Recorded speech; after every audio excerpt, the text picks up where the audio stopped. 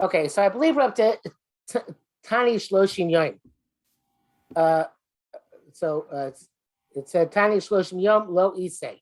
So we're going to play Moshe here. The first is Shavah B'Stam Shilach Shloshim Yom. That you can't come. Say in Aramaic means to come. You can't come with the man alone within 30 days. Why not? So the Gemara says, in the Bible, they bring a pasuk for this. I think the Bible it's a svara. The Bible is there a pasuk. Remember? Yeah. Anybody remember? So that Shloshim Yom B'Shana is considered a year. Yeah, but is that the svara? I heard two explanations of how we know that. Yeah. One was that Arla, the first 30 days, if it's planted within 30 days, if it's planted in Elul, except then it's not counted as it. Then it's not counted as a year. Okay, so it could be that, but here it says. And also heard that for a king, it's only counted as first year if he rules for at least 30 days. Okay, so here it says the So it says Karva Shnasa Sheva Shna. Sorry, Mao Shloshim Yom. Say Shmuel Mara Mavas Chaber Stam Eno Shayataba Ad Shloshim Yom. If you loan money to your friend, you're not allowed to demand the money back for 30 days. All right, Yehuda, right? Yehuda came and said, "What's that? My granddaughter's here. What? What? You can go out. Sure. All right, Yehuda, my time of what's the reason? Karva Shnasa Shveva Shnasa Shmita. It says the 70 years coming, the year of Shmita. For lo Shnasa Sheva Shnasa Shmita, it's the same thing. But the pasuk has extra information we don't need, right? You could have just said Karva Shnasa Sheva. I could have said Karva Shnasa Shmita. Why does it have to say both? It's a good question, right? Matam Lomer Karva Shnasa Sheva Shnasa Shmita. Why does it say both? Shalo Tomar Ko Shloshim Yom Ein Rashai L'Tovo L'Achar Shloshim Yom Heshmeich Sofimu V'Lo Yigvenu. So look at the first name motion. You shouldn't say here Shlo Tomar Ko Shloshim Yom Tomar. Say about this. You blow the money 30 days before Shemitah. This supposed to say, the Torah is saying, listen, don't have this bad thought. To say, Shlo Tomar. He doesn't say, right? I can't demand it back for 30 days. Regardless, it's Tam Avos Shloshim Yom. Because Tam Avos 30 days. And when the 30 days pass, Shemitah. That day, Shemitah is going to take effect. And I have to cancel the loan. And therefore you're not going to give him the money. Therefore it's saying give it to him. So it's saying that when Karva Shnasa Sheva Shnasa Shemitah, right? When you're within, which is within 30 days of Shemitah, because that's already up to the Shnasa Shemitah. That's why so Sefer Shvi is going to one opinion is 30 days. So therefore, you would say, you know what, I'm not going to loan him money because the day the loan becomes due, I have to cancel it because the Shmaz is suffering. So we see here that the Torah assumes that Stam Avos Shloshim Yom. Okay, just like Korva Shnasa Shemitah Sheva Shnasa Shemitah is 30 days, and that's the Sefer Shvi is 30 days. So too, coming close to the Avos 30 days, and therefore I'm afraid I'm not going to be able to collect. Says the Torah, don't do that. Even though you're going to have to cancel the loan, lend them the money anyway. Okay, that's what it says. Lefum can't again. Shlo Torah, don't say kosher. So many Yerushalmi Makkos. For the next 3 days, I can't demand the money back. After 30 days, I have to cancel the loan. Like that, I can't collect it. That's what the Torah says. That right? It's coming close, and Stam Avos Shloshim Yom, and it's Shnasat Shemitah, and you're going to lose it. You're going to lose the loan. Lend them the money anyway. Okay, that is because that's the right thing to do. So Karva Shnasa Sheva, one is for one part of the pasuk teaches us Stam Avos Shloshim Yom, and the other part of the pasuk teaches us that you should give them the money, even though as a result you're going to lose the money. when the 30 days comes due, and that day you have to cancel the loan itself. Okay, so the Gemara says, go further, didn't Rabbi Bar Memo say, Rav Amram and Rav Master also say, B'Shem Rav, Hamavas Chavero, Nashlo Tova Shvis, Bisham Taso. So he loads money to his friend on the condition that he's not going to demand the money back. The Shvis still cancels the loan. Okay, so what's bothering him? What's bothering him is this what we just said. So I can't demand the loan back. In effect, there's no time I can demand the loan back. Why should the loan be canceled? Right? If a loan is not due, we saw before, right? If a loan is for 10 years, it's not due. So then the Shemitah doesn't cancel it. This is one opinion. So why here the Shemitah cancel the loan? So it's saying, so he comes to say this Yisoid, that if somebody loans his friend money, Manash Tovo, saying, I promise you, I'm not going to demand the money. It doesn't matter. He still, the Shemitah cancels the loan. Evidently, there's a way for them to say, obviously, okay, the term of the loan is going to be longer. It's going to be 10 years, and then Shemitah won't cancel it. But if you're just promising not to demand it back, that doesn't matter. Shemitah will still cancel the loan. So therefore, it has to specifically be for a period of time which goes beyond Shemitah in order not to be canceled. The fact that I promise, or that even that I have an obligation not to demand it back within 30 days, that doesn't mean that Shemitah doesn't cancel. Okay, that's what he's saying here. And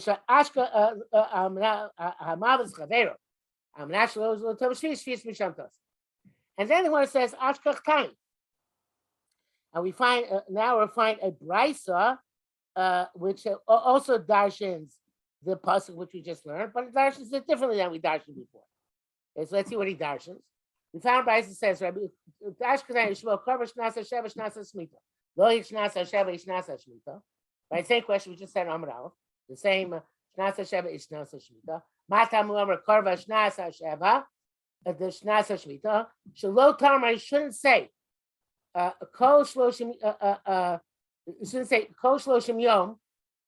Kol Sheish Shanim. Carmel Funov Sodei Funov. For 6 years, his field is in front of him.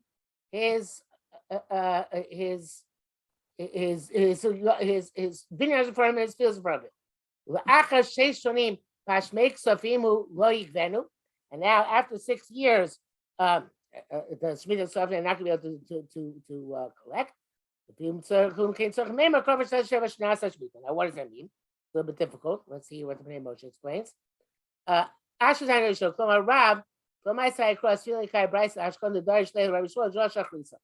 words, Shmuel brought down this pasuk on Amar Aleph, right? This pasuk here.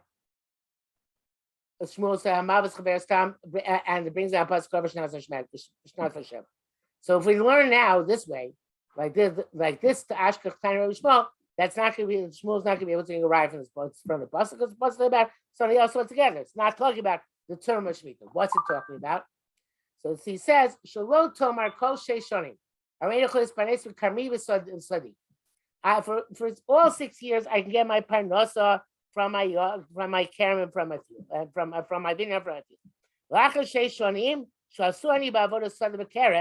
Now, after 6 years come, I'm now allowed to work for the 7th year in my field and my vineyard. And you're telling me, now only can't I work? I can't collect money which is due to me. I'm not going to collect my loan from the borrowers. How am I going to get a parnasa? It's not fair, not just. It's not fair. Okay, all 6 years I'm a farmer. I can farm, but the 7th year I can't farm. At least let me collect my debts.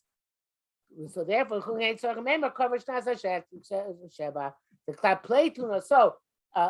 corresponding to his complaint. Don't say the 7th year is coming. I'm not allowed to do the work in the yard and the field. Ubashmek Safim, Gam Keni, and also have to give it the money, right? So so therefore it has to tell you, no, you know what? You have to actually refuse to collect your loan. It's too bad. You can't collect your loan. The loan is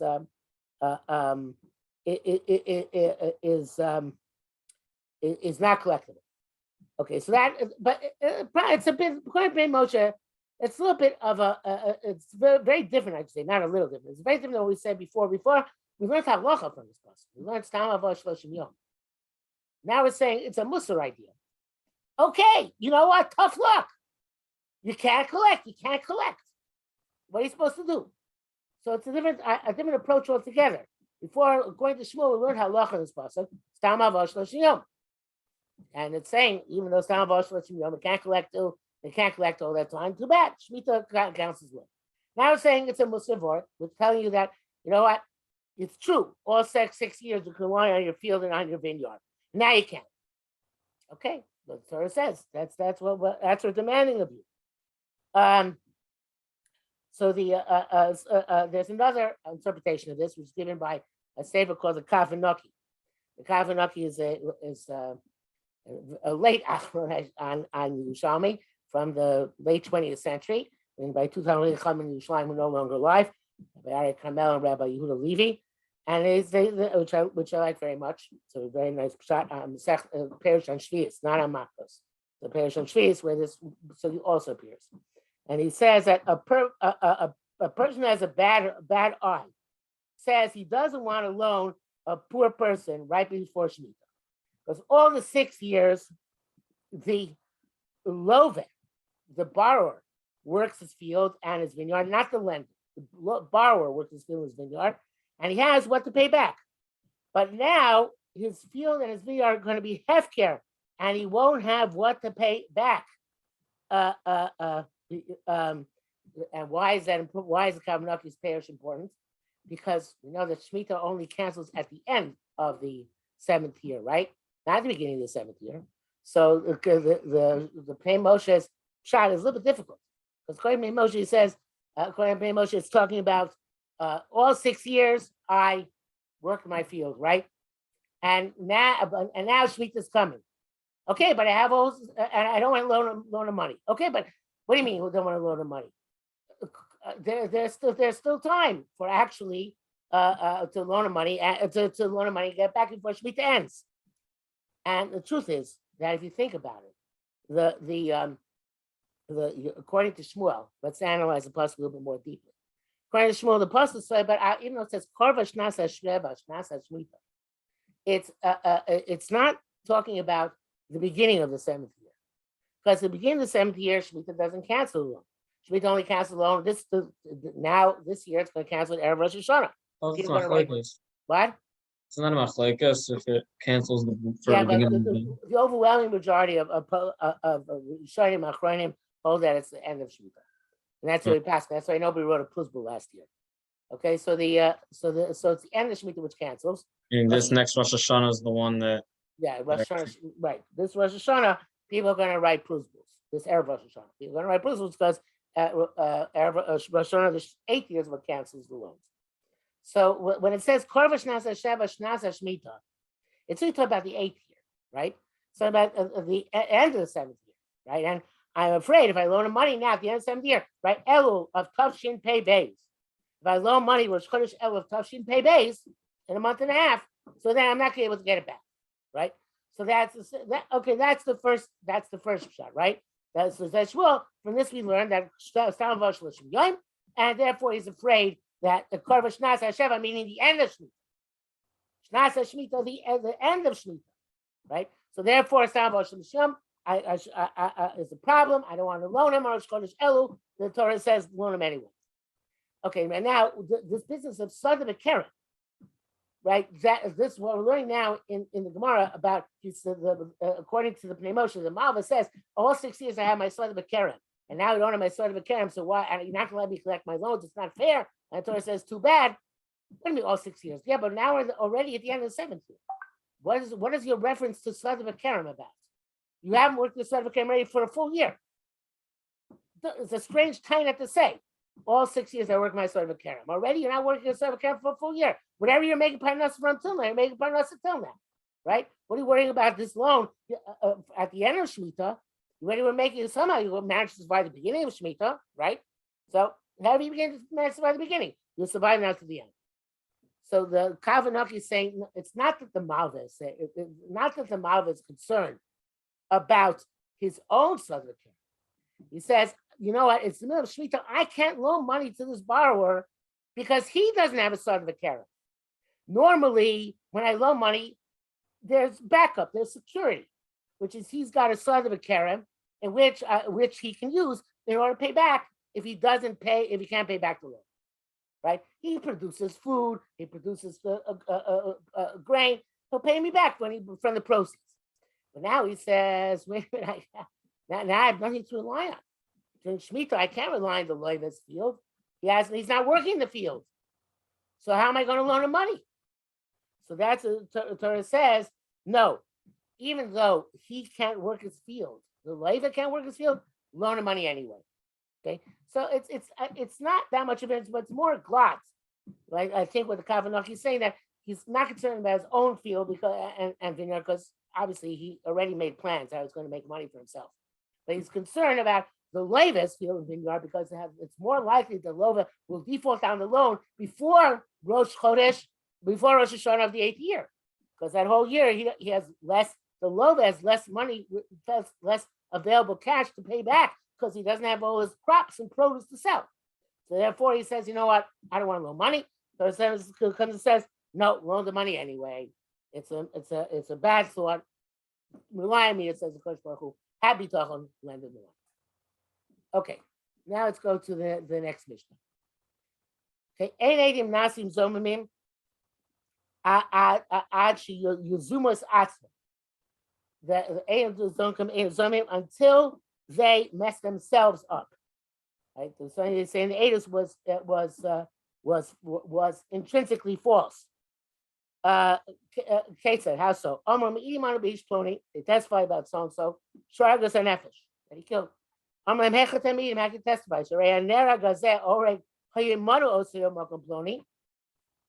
They say that person who killed, or the person who was killed, was with us somewhere else. They're not zomim because it's not the Edom were not mazim themselves, right?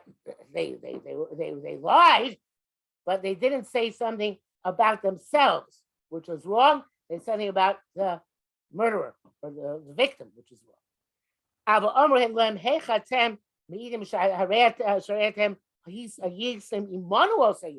You with us somewhere else that day, but complaining. They're killed in Aragan PM.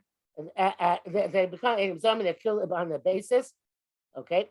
If other people came and were mazed in the first name zomim, when other came and testified that the second zomim was zomim, and and each one came in turn and said, "No, the last group was zomim. We're telling the truth." Even the 100, they're all killed because each one comes saying zomim in turn. You know, make istatis hizu. It says it's like there's some sort of this is they're all painting they're all painted with the same brush, meaning we suspect that there's something strange going on here. And on a regular about it, only the first group is killed. Okay, not any subsequent group. Okay. Now going on, says more. Rabbi Baba Memo says, "Vuhu she rag." Okay, that is if the Edom Zomimim were killed. So that is a very difficult thing to say. That Edom, what I mean, the Edoms are killed, then we don't kill, right? Kasher Zomim below Kasher also, right? So therefore, it's strange. What Gemara is saying is strange. Who rag, right? I'm going to read the way Gemara is written. About the way it's written is who rag, avlim lo nerag, lo. But he's not killed, not. Okay. So, but how does that work? Okay, so we're talking about what he means to say is that if the first group was killed, right? Then they were killed. Nothing to do. But if so, it's going not on the ratio of the Mishnah, not going in the beginning of how they're going to make them. It's going to say, saying if they were killed, they were killed. But if they weren't killed, and all of a sudden 100 other groups of witnesses come, so we don't kill the first group either, right? So it's much of the Mishnah, and there is a kashu shana bilvad that the first group we kill. So he says, no, we don't go out and kill them. If we did kill them, we say, okay, Nebuch, we killed them. But it's not that we go out with Chatchila and kill them and say, well, everybody else we don't listen to, but about you, the first group, we will kill you. No, that's what it says. Again, Bavli slugs that up though. Yeah. The Bavli says might have a have that would, Well, that's what it's saying here too. Might have a hava, right? Avim lo nerag, lo, right? So therefore, if it wasn't killed, not. But in their regas the only the first group is killed. Not that it's killed, but that but if it was killed, then might have a hava. Whatever happened. Yeah, the Bavli says that it says that when it says this, it's first says Shekad Mvahar, and then it strikes it, and then slugs it up. That says that you can't say that just that they ended up just killing the first guy, because then what's the chiddush then? Because obviously then the guy would get killed. So then that ends up saying that it's regularly Rabbi Huda means a status isuv in a nera. I guess nobody gets killed. If there's only one cat, there's no more that comes. Okay, so that's So the Bavli, the Yerushalmi doesn't seem to be saying that, but there is a change in the girsa here, which I think is important. A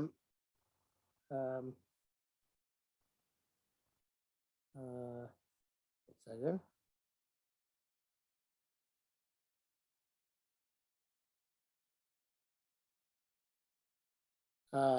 So I'm not sure actually, but the Mashbiach and the Shaitar Yitzhak both changes to Neherga. Okay, that it should be Neherga. Remember who should Neherga? Having low Neherga, low Bidah, which really, it's really saying the same thing now that I think about it. In other words, Neherag sounds like an aid, one witness. So the fact that they changed it, Neherga means Neherga is going on a kat. It's a grammatical correction. Don't say Neherag sounds like what is going on one person. Lo, it's not. It's Neherga, right? If it's Neherga, the first who should Neherga? Have a low Neherga. Low hada is the wrong word for this, and that's again a grammatical correction. You should say lo bida.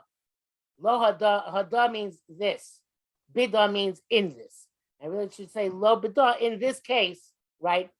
They're not killed. So it really doesn't make any difference. But that's the grammatical change.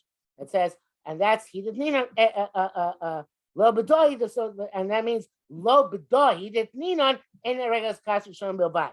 In other words, don't in that case where it wasn't a killed. In that case, we don't say lo b'dah. In that case, we don't say that only the first group is killed. No, nobody's killed. Okay? So again, according to Yerushalmi, Yerushalmi is going to tell us that the whole statement of Rabbi Yehuda is only talking about where the first group was actually killed, not that he would ever go out with Chatzin and kill. Okay, Rabbi Bun Barachia Boy Kumi Rabbi Zira. Barachia asked in front of Rabbi Zira the following question: They were standing and testifying about him. Shahareg is a nefesh balud. He killed somebody in Lud, right? Now, if you take a look, the bottom of the Gilin Ephraim is important here. Ephraim says, "Baram Shragas and Nevesh Belud." B'nai Yerushalmi, which is the Gilin Ephraim very often quotes and condenses. B'nai Yerushalmi, who's an Achron who wrote at great length. The first Shaedim Heidu Shara b'Chamisha b'Chodesh Belud. He killed on Hay Tammuz in Lud. You were with us on Hay Tammuz in Kesari. And now the third group comes and says, how can you say on the fifth day you were in Kesari? You, the second group of witnesses, not the first. The second group of witnesses says about the second group of witnesses, they say, you were with us on the 10th day of the month in Tzipori. Mikisar Tzipori, E of Charlavo, Michamish Adu. Imlade Gamma Parch. So, yeah, you come in, but you have to be quiet, okay? You can't get, you remember for Gamma Parcha means a flying camel, right? So you can't get from Kesor to Tzipori in 5 days unless you have a flying camel. So, Umiboile Raibun, so Raibun's question is, Imra Minan, Hahorek Eino Neherag. We say that the killer is not killed. Shehizimu Edim, because we have here we have the twofold as also. Sharehizimu Edim Shomu Shara B'Chamish Baruch. The Edim says they're fifth. They were on hay on the 5th day of the month of Lud. They were found to be Zomi. Because the second group said on the 5th day they're Kisar. The Dimla Bagama Parcha Azle Litzipori. Maybe they had a Gamma Parcha and they were able to get Tzipori. Vedem Nerogim, they were not well killed either. Shema Emes Amru, maybe they told the truth. Shaharag, that he did kill by Mazima, Shamu Shubakesari, who's Mu, Sharayu Tzipori. So according to the Yerushalmi, we do take into account Gamma Parcha. The Bavli says we don't take into account Gamma Parcha. No such thing, right? Yerushalmi says, well, maybe we do take into account Gamma Parcha. And maybe nobody's lying. Maybe everybody's telling the truth. So what do? If everybody's telling the truth, do we kill the first? Do we kill the accused? We say, well, okay, maybe there was a Gamma Parcha, but maybe not. And therefore we won't kill the accused. So it comes out a very basic machlekes between the Bible and Yerushalmi according to this. According to Yerushalmi, there is a Gamma Parcha, and we take into account the Gamma Parcha. So let's see inside now, right? On the 5th day of the Tammuz.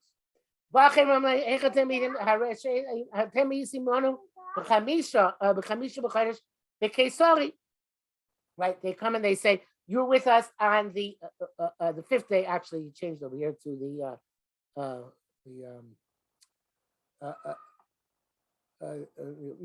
sorry. Other people said that you were with us on Kesari. Right, that so far so good. So the first time she was in, but no. But then other ones came and said, how can you say that you were there, if you were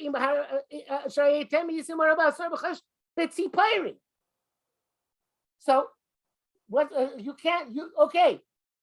You testified that they are with you in Kisari on Kamisha can't be because on Asara B'Tammuz you were with us in Tzipori and we're taking you Gamla Parcha to get from Kisari to Tzipori that amount of time. So what's the story? What do we say here? So it says Gemara, nobody gets killed. Hahorigan or Nerag, the murderer doesn't get killed. The would-be murderers are Shemei Yozemin. Because maybe the witnesses are witnesses against them. And Zayimim, that they weren't in Lud that day. They were sorry that day. Like the first group of Zayimim say. But the Adam of them are not killed either. Because Shema Emes Amru. Because maybe they told the truth.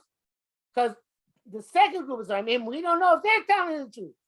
Right? Because we know that they couldn't, unless they're the Gamma Parcha, they couldn't have been in Tzipori on the 10th day.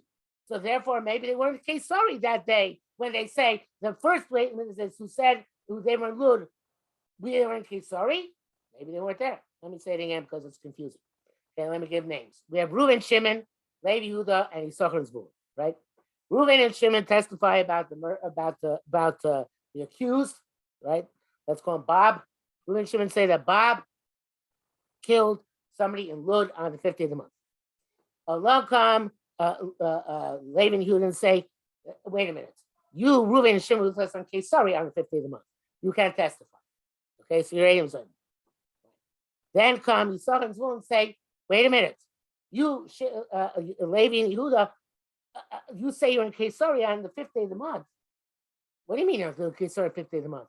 You were at Tzipori with us on the 10th day of the month. And there's no way you could have gone from Tzipori from Kesari to Tzipori on the 10th day of the month, unless you had a Gamla Parcha. So therefore, you're the ones who are lying, not the first group. So in this case, says Gemara, nobody's killed. We can't kill anybody. Can be suffix? It's a suffix in the Russian law, right? We can't kill Bob because maybe Reuben and Shimon are in his omen. They lied, right? They weren't in Lo, they were in Kesari. But on the other hand, we can't kill Reuben and Shimon because maybe Levi and Yehuda are in his omen. Because maybe Levi and Yehuda, they couldn't have been a Kesari that day because then it's probably 5 days later. So therefore, we don't know. We can't kill anybody. Nobody's killed all. Now, obviously, this idea of Gamla Parcha is again, it says Yerushalmi, because the Bavli Yerushalmi learning Gamla Parcha differently. The Bavli is learning, although the Yerushalmi doesn't use the term Gamla Parcha, but that's the assumption here, right?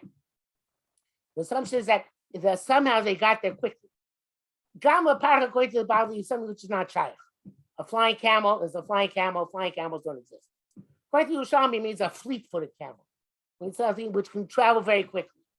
So according to Yerushalmi, there's a concept of getting very quickly, which is perhaps remote but possible, and therefore we use that to be maker.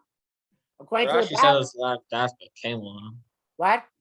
Rashi says it's lav dafka. Yeah. Okay. Right. Exactly. Yes. It's a metaphor. Yeah, obviously. So the whatever it is, but according to Yerushalmi, the metaphor is the chumrah, right? We say it's not shaykh that you got there that quick, right? So that's the difference between the Bavli and Yerushalmi in that respect. Okay. Okay, let's go on. Ein Zomim Nerogim Ad She Yugmaradin. The Ein Zomim not killed until the judgment is complete. Then where it says Nefesh Tachas Nefesh. It has to be a soul for a soul, and that's I skipped. Sorry. Sharet Sokim Mimachori. The Sokim say until he's killed. Shemat Nefesh Tachas Nefesh. Right. There has to be a soul for a soul, which means that it has to be actually. We killed the murderer, but look for him. Right, like he plotted. So it's so it sounds like it's plotted, but doesn't come to actually being carried out. And so that's the case. Why did it say nefesh tachas nefesh if that is the why I say nefesh tachas nefesh if it's not actually until they're killed. So so it's going to tell us, I don't think that once they testify immediately, are going to be Chaim Misa, but no, they're not put to death until actually Gemara Din takes place. Okay, so now the Gemara says a fascinating thing. Rabbi Zira said, Hadam Arad teach us a zomen eno nifsa bebeistin ela me'atzmo hu nifsa. Right, Adam is not nifsa beistin, and but he's not nifsa beistin, but he's nifsa bifnei atzmo. So what it means is that Basin doesn't say he's puzzled mafreya, but he's only puzzled from here on in. What does it mean with that not puzzled mafreya? Because if he's puzzled mafreya, then he can never be going to the din. If you say an Adam is puzzled from the time that he plotted to be an Adam, so then the Gemara Din was never a valid Gemara Din. So you have to say Basin never actually passes it. He messed himself up by lying, but Basin isn't possible. It's a fascinating idea. Again, there's a technical problem here. If you say you need Gemara Din, how can it can't be considered Gemara Din if it's based on Adam Soman? Because Adam Soman Lichara Apostle Din. So therefore, the Gemara wants to say that Adam Soman only become, but they don't become puzzle retroactively. Because if Basin declared them puzzle, they'd have to be puzzled from the time they testified, and the testimony would not have been mistabel, and then we couldn't be the garment of din. So therefore, you have to say Adam is not nifsal bebeistin and me'atzmo nifsal. Again, meaning that Basin is not the one who doesn't pass in l'mat freya. Retroactively, he becomes puzzle on his own automatically because when the Gemara Din takes place. Okay, so that is what Rabbi Zira wants to say, and the Gemara one then goes and say, not necessarily. Okay, the Gemara says, I think we're gonna have to come back to this next week because we're running out of time. But it says, Pasla Basroya, and it should be Asroya Achas in one Hasra. In other words, everything, maybe Eid Zom is not possible in Mafreya, but everything in Eid Zom may testify together with the false testimony is considered to be possible. Anything which is in the same warning, there is no real warning by Eid Zom. But any testimony that Eid Zom said actually is possible. And this actually is Machlekes of the Bavli and Baba Kama between Abai and Rava. But the Eid Zom is Nifsal Mafreya, or Eid Zom is not Nifsal Mafreya. I think it's also Makkos too, right? It's also Makkos. Machlekes is just above a Kama. But the Eid Zomim is possible Mafreya. Everything he testified from the time is an Eid Zomim, or only Mikano Lahaba from the time that it was Nigmar Adin Alpi. Okay, but since we have less than a minute left, I'll come back to that next week. We'll start next week from the Gemara again. Have a good. You know what? Next week is Shiva Sabatamos. So I don't know. Do you whoever's here? Do you want to learn Shiva Sabatamos? You want to learn after times? Want to skip the week? Do it. What? There's nothing else to do. Okay, fine. So we'll leave it that we're learning. Might finish a bit early. We want to go to Mincha, but right now we'll leave it learning. Okay, shkoyach. Okay, bye. Thank you. Yeah, thanks for teaching us.